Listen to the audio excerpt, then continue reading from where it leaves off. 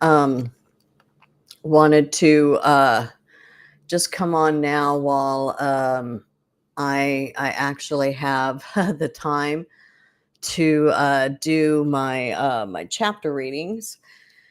And what I want to try to do today is read 2 chapters, because one a week, trying to read the book, it's gonna take many weeks. So I thought if I could read from here on out two chapters a week, that would be good, and then that way it gets me through book one.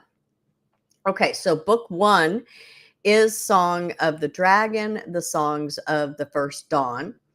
And of course, show you what book two looks like. There's book two, Song of the Dragon, the Song Unbroken.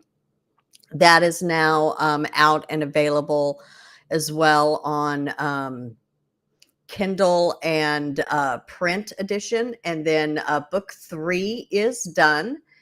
And here is what book three looks like, Song of the Dragon, the Song Remains.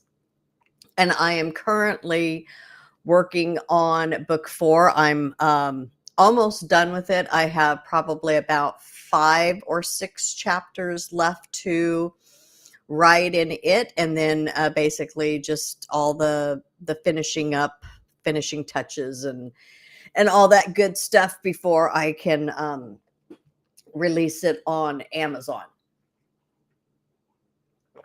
Okay. So let me go back here and I'll show you the opening image for chapter 7. Go ahead and do this. That way it's not just happen to see me. Okay, so chapter 7. The Lord is nigh unto them that are of a broken heart, and saveth such as be of a contrite spirit, from Psalm 34:18. Okay, chapter 7. In the shadow of the choosing. Not every flame is paired, and not every longing finds its echo.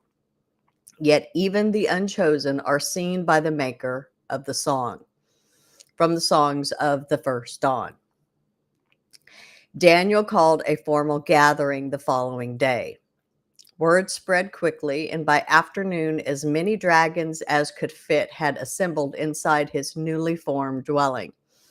The cavern was enormous, vaulted ceilings, polished stone, and a labyrinth of chambers stretching into the mountain's heart. It felt nothing like a den. It felt like a stronghold. Here, Daniel began selecting those who would serve as his guard. The dragons stood in disciplined rows, silent and watchful, their scales glinting in the faint crystal light. It should have been a moment of triumph, yet Daniel's eyes were still shadowed from the night before. His first night alone in the cavern had been unsettling. The place breathed, echoing with unfamiliar rhythms. Soft creatures rustled in the shadows, and the distant waterfall beyond the adjoining passage gave the impression of voices whispering.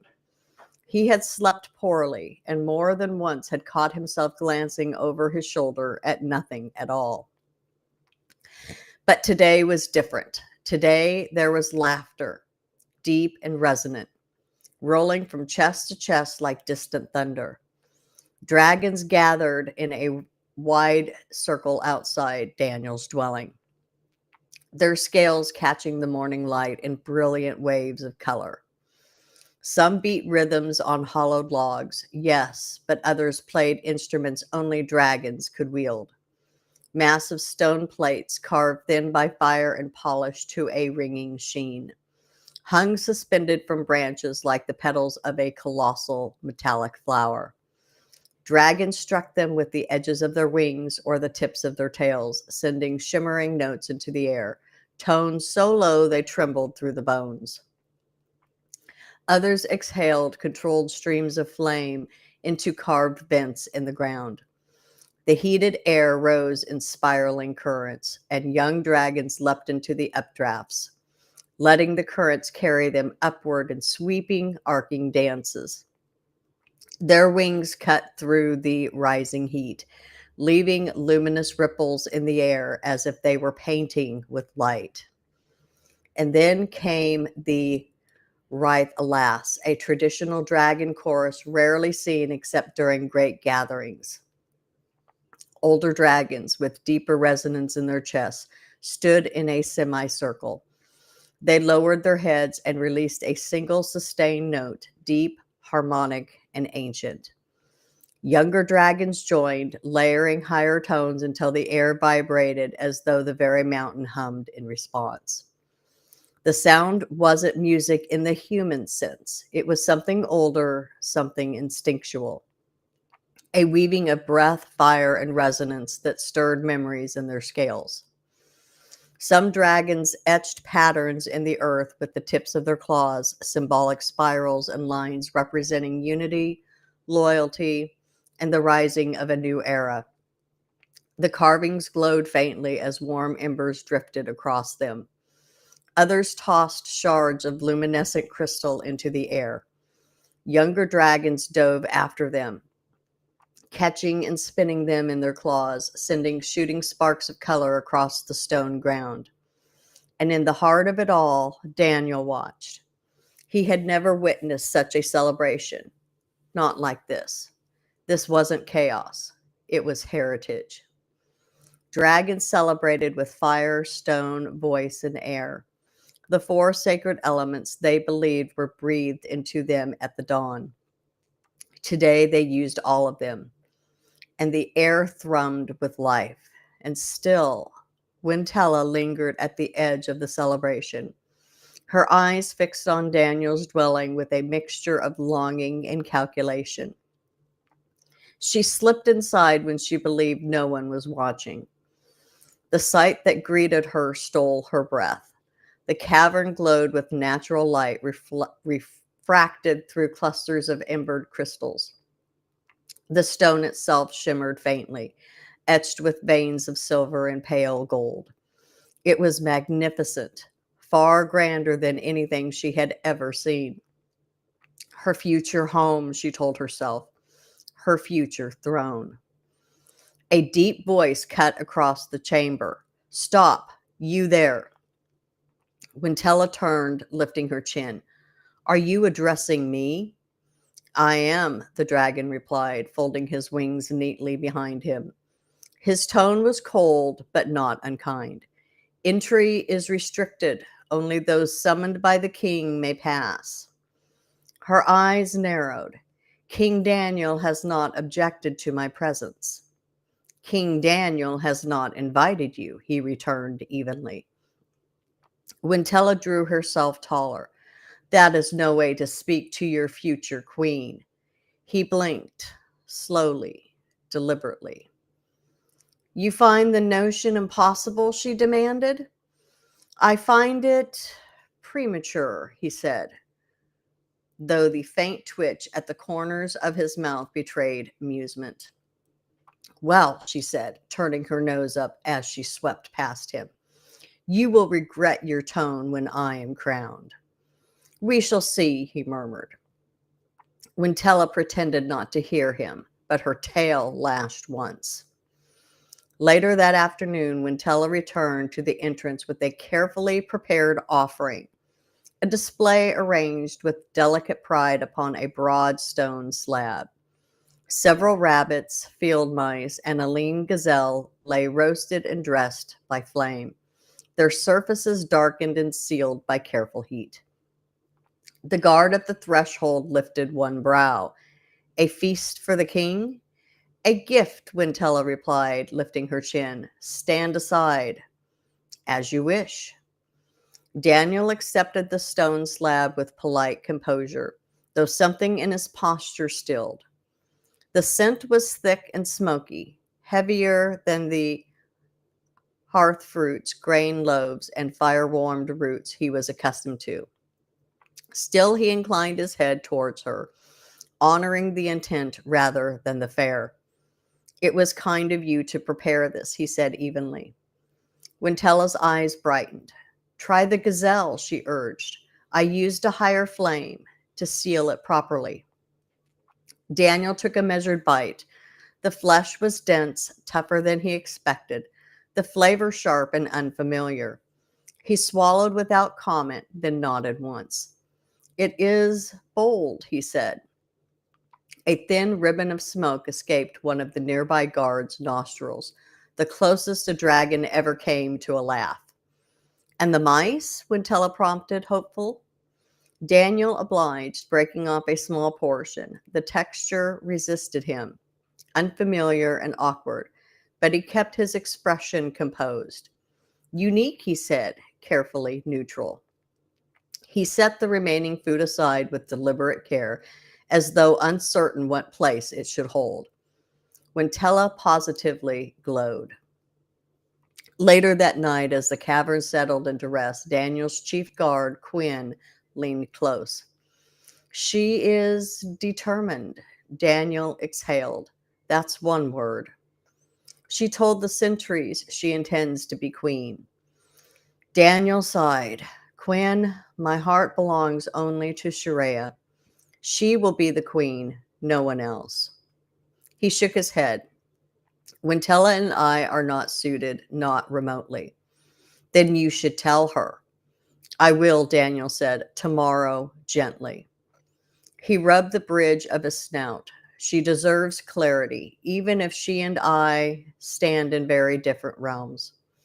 Quinn said nothing more, but his expression held the weary understanding of someone who had witnessed far too much affection where it should not be. Outside, the last of the drums faded, echoing through the valley like a heartbeat, preparing the realm for whatever dawn would bring. Daniel found Wintella early the next morning. She was smoothing the stone outside her lair with the tip of one claw, humming to herself when she noticed him approaching. Her posture shifted at once, shoulders lifting, wings drawing tighter, eyes widening in something that looked very much like hope. Wintella, Daniel said gently, may I speak with you this evening at sunset? I would like to walk with you. For a heartbeat, she froze. Not a word left her mouth. Her throat tightened visibly, and it took effort for her to force out, of course. Good, he said with a polite nod. I will meet you then. He meant every word kindly. He intended to let her down carefully, to explain his heart belonged elsewhere and always had. But Wintella did not hear what he meant. She heard only what she wanted. After he left, she pressed a trembling claw to her chest, breath shallow, heart racing. In her mind, this was not a farewell conversation. It was the beginning of destiny. Later that evening, as Sharia went looking for Daniel, she found Quinn instead, standing guard at the entrance of the king's dwelling. He's not here, Quinn said. He stepped away to tend to personal matters. Sharia nodded and turned without question. She trusted Daniel. Still, something in Quinn's tone made her uneasy. As she walked back toward her lair, a faint sound carried across the valley. A low murmur of voices. She paused, looking through the tall moonlit reeds. Daniel was walking beside Wintella along the ridge trail. Wintella leaned in close, talking softly. Daniel listened with polite restraint. Sharia's chest tightened, not from jealousy. She had no place for that, but from a quiet ache she did not invite and could not entirely ignore. So that is the business, she whispered to herself, her breath soft, almost amused, but not entirely. She turned to go, not wanting to intrude, but Wintella saw her. A flicker of triumph flashed in her eyes, quick and sharp. She angled her wings subtly so Daniel wouldn't see Sharia standing among the brush. In her mind, she whispered a silent, smug thought. He's walking with me. He chose me. A thin curl of smoke slipped from her nostrils. a silent, self-satisfied expression of triumph. Daniel found Wintella at the edge of the clearing as the sunset bled across the valley, casting long amber shadows over the grass. She stood very still, wings folded tightly against her sides, as though bracing herself for something she could not name. Wintella, Daniel began gently, I need to speak with you honestly. She lifted her chin with a hopeful smile. Of course, my king. He exhaled, slow and steady. There are rumors. My guard tells me you've spoken of becoming queen. Her breath caught. A flicker of fear passed through her eyes, quickly smoldered by determination. No, he's nervous. He's trying to find the right words, she told herself. He's going to ask you. He must be. But Daniel continued, voice soft. Wintella, the song has never stirred between us. My fire does not answer yours. The one whose spirit aligns with mine, the one Yeshurael appointed to stand at my side, is Shareya. Our joining was set long before this day. The words fell like stone. Wintella stared at him, the words narrowing to a thin ringing in her ears.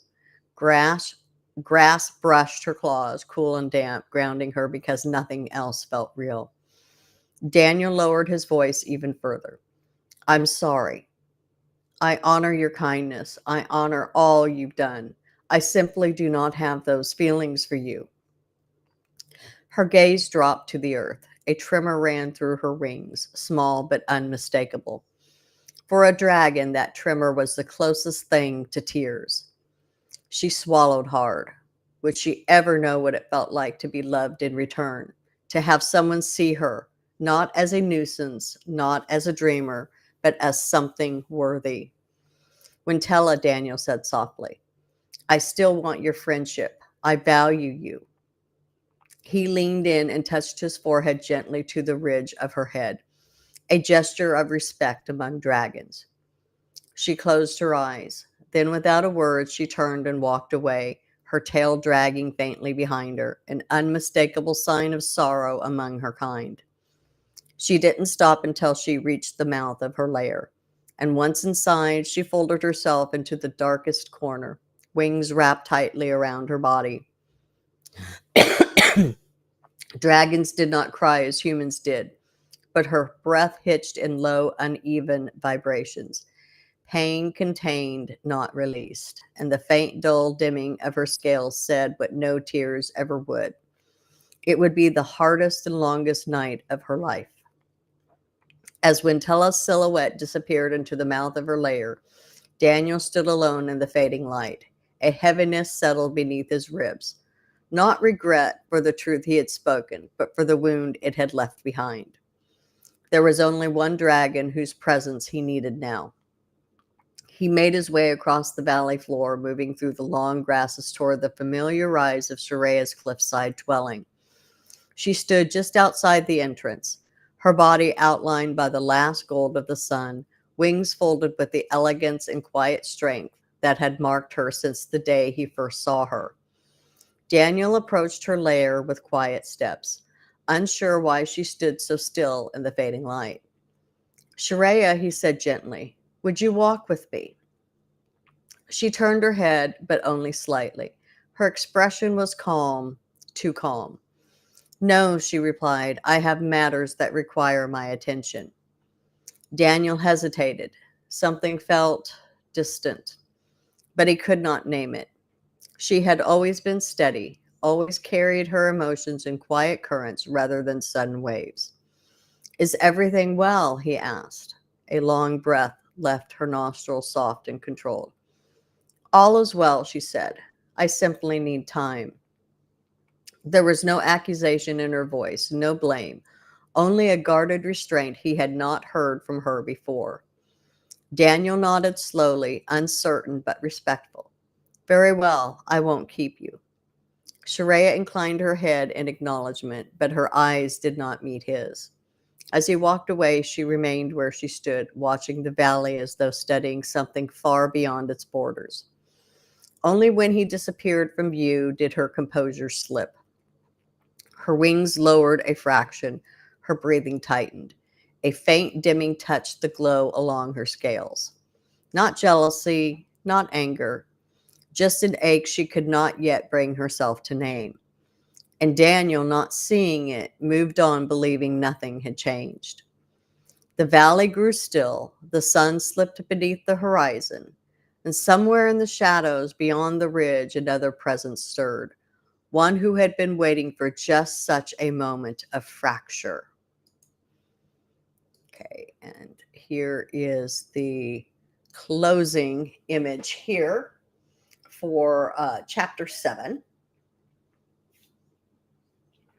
All righty.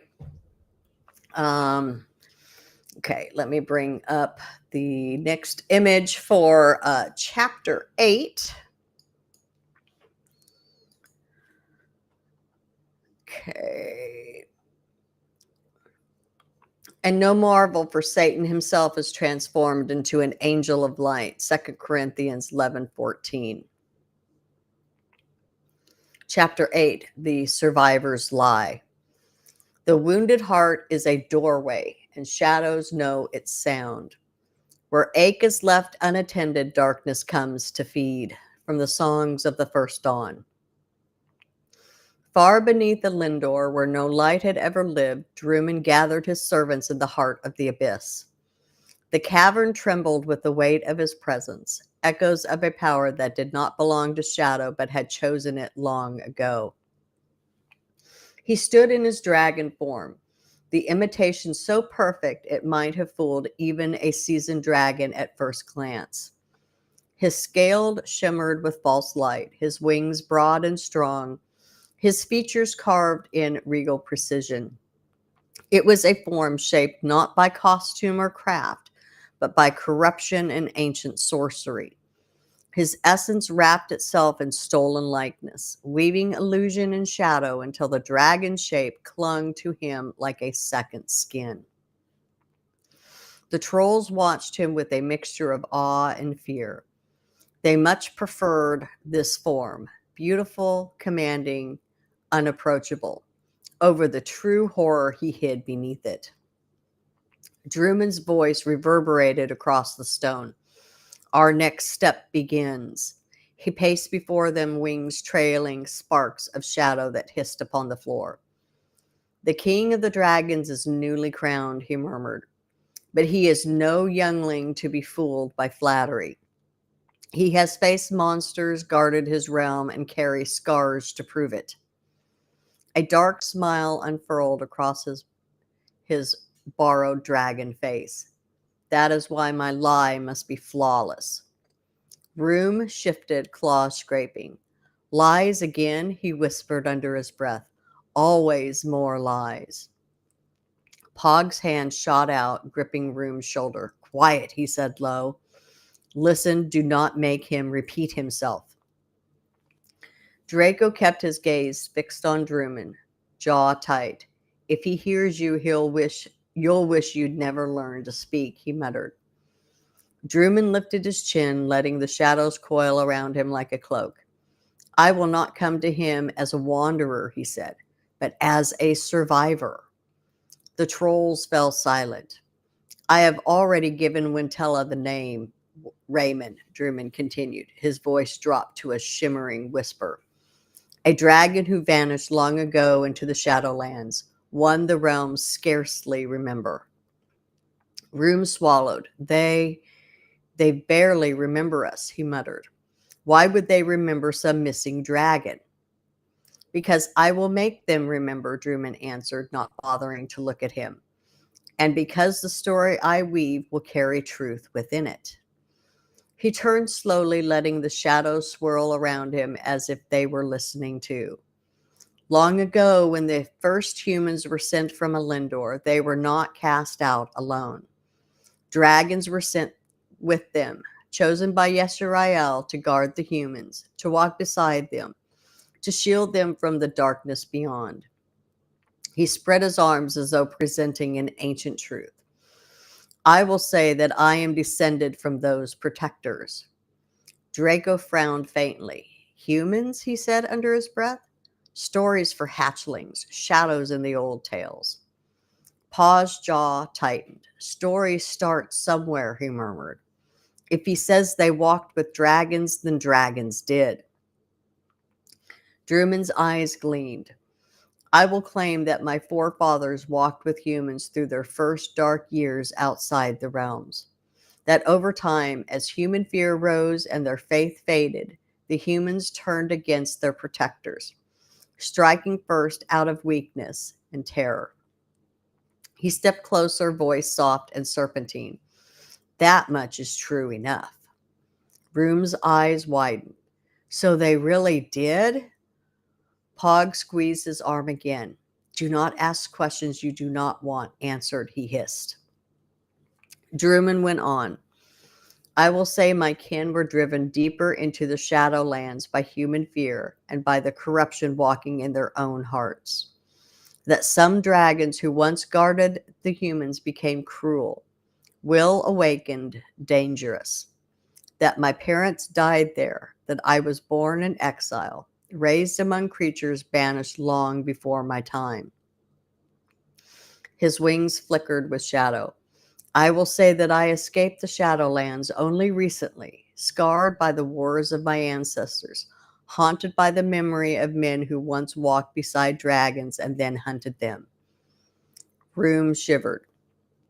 You'll just tell all of that to the king? Druman smiled, sharpened. Not all, only enough.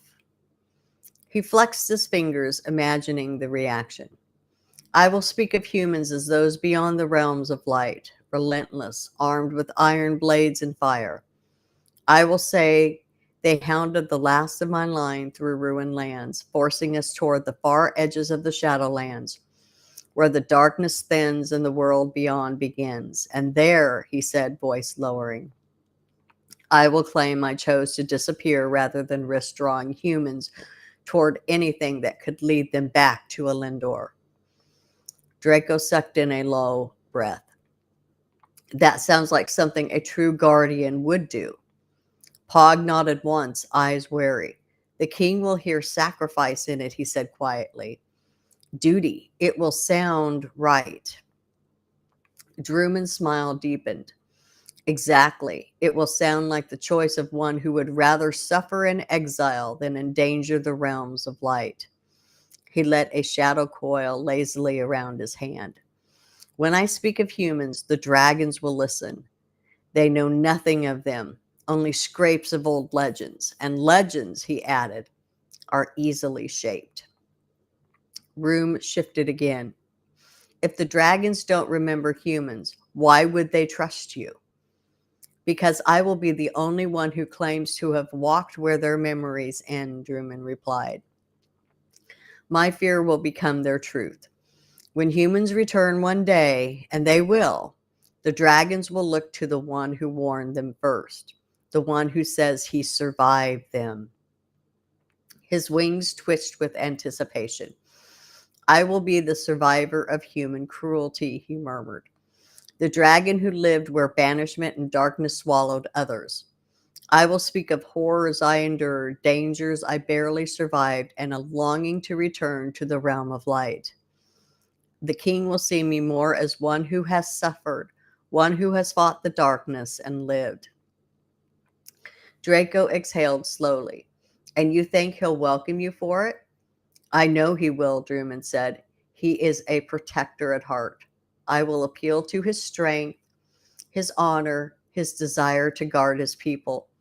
I will tell him the Shadowlands have grown darker, more violent, more restless. Knowledge only a survivor could possess. He will trust me. He will welcome me. He will believe I am the guardian he needed all along. Pog glanced at the others, then back at Druman. And us, Master, he asked. Where do we stand in this story? Druman's smile turned cold. When the time is right, you will attack him. All three trolls stiffened.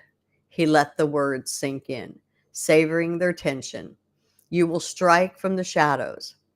The king will falter, and I, he said softly, will save him. Room's mouth fell open. You'll save him from us? Draco stared. So you make the wound, then you heal it. Pog's throat worked. He'll owe you his life, he said, voice low with reluctant understanding.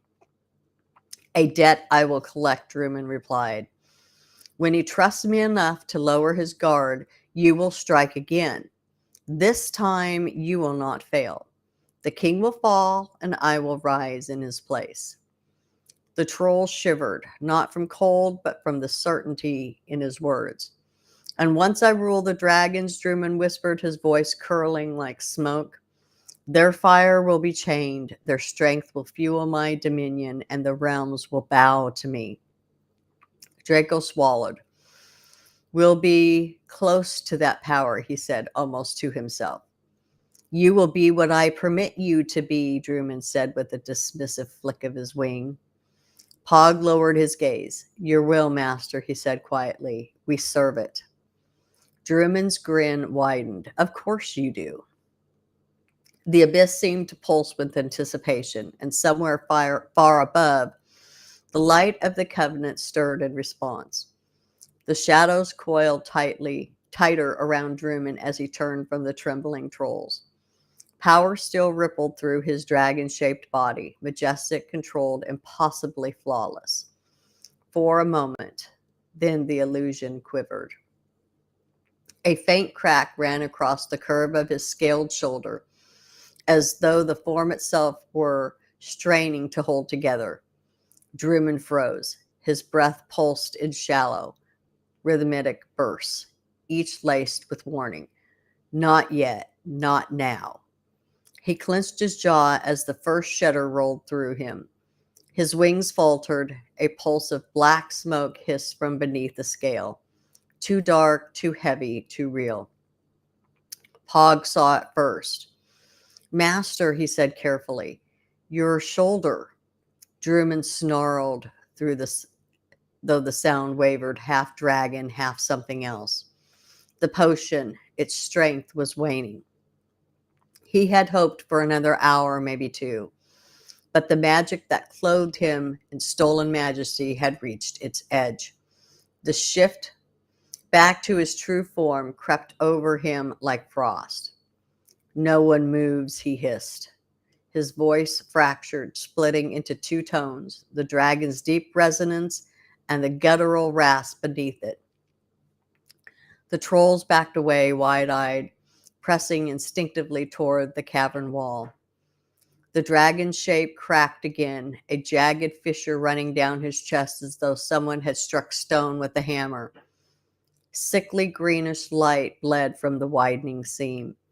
His right talion warped, scales dissolving into coarse gray skin. His wings spasmed, shrinking, folding, collapsing inward until they hung uselessly against his back. Horns retracted with a sickening grind. His jaw contorted. He dropped to one knee. Draco's voice came out thin. Should we hide? Room's hand shook. Should we run? He whispered. Pog swallowed hard. We do neither, he said. We stay. If we run, he'll hunt us. If we hide, he'll drag us out. Stand still. Don't scream. A roar tore from Drummond's throat. Half dragon, half beast, wholly enraged. Silence! The cavern obeyed. Even the shadows seemed to hold their breath. He dug his claws, what remained of them, into the stone as the transformation overtook him. The air thickened with smoke and pain. His silhouette wreathed, shrieking, twisting, shredding the borrowed beauty of the dragon until the truth crouched in its place. A creature of brute strength and dark cunning. A troll-like ogre. Misshapen yet powerful. Eyes burning with the remnants of stolen radiance. His true form. His curse. His shame. He rose slowly, breathing hard, each exhale rippling with fury. This is temporary, he growled. The potion works. It simply needs refining. It only lasts a day, Room whispered without thinking. Druman's head snapped toward him. Room went rigid. For now, Druman said coldly. Pog stepped half a pace forward, enough to draw a fragment of attention away from Room. You took the Dragon's Mountain once in disguise, he said carefully. You will do it again. The next brew will hold longer. Druman studied him for a beat, then gave a grudging nod. Yes, I will strengthen it. I will extend it. I will hold the dragon's shape for as long as I require. Long enough to deceive the king, long enough to claim his trust, long enough to strike. His fingers curled, knuckles popping. But first, I must listen. The trolls exchanged uneasy glances. Not the abyss again, Room whispered. Pog's jaw tightened. Do not speak of it, he warned. Just stand, just breathe. Druman stepped into the darkest part of the cavern. The stones there seemed to drink the light. As he placed both hands on the ground, a low tremor moved through the floor. The shadows deepened, not because something else entered them, but because his own will surged outward, thick and heavy. The abyss swallowed the force of it, then sent it back to him in warped, echoing fragments. Power, dominion, the throne of fire. The words were his, born of his own greed and rage. Yet when they returned, they no longer sounded like him. They rolled through the cavern like another presence, hollow and immense. Druman inhaled the echo as if it were revelation. Yes, he breathed, I know what I must do. The cavern pulsed again, another echo of his own ambition, twisted by the miles of empty stone. Strike through deception, strike through desire, strike through trust. His lips curled. Yes, yes, I will. A final shudder rolled through the rock beneath him, a deeper echo, one he had not meant to send. The song will know you. His eyes snapped open. What of it? He growled into the darkness. The abyss offered back only his own fear, reshaped and sharpened. You should fear it. Silence followed, heavy and absolute. Druman rose, chest heaving, convinced the abyss had spoken to him, never recognizing that every word was his own will thrown back at him in the dark. He turned to the trolls. All three stared, rigid and pale beneath their stone gray skin. Prepare yourselves, he said. At dawn, we return to the surface. Draco's voice cracked. In that form? Druman paused at the mouth of the tunnel. For now, he growled. His eyes flared with shadowed fire. But soon all of Elyndor will see me as the dragon I choose to be. And with that, he vanished into the dark passageway, leaving Pog, Room, and Draco trembling in the hush that followed, caught between terror, loyalty, and the smothering certainty that their master had just crossed a threshold from which none of them could return. And then here is the closing image for chapter 8. Okay, so I am going to go ahead and end there, and I will I'll just see you next week for chapter 9 and 10.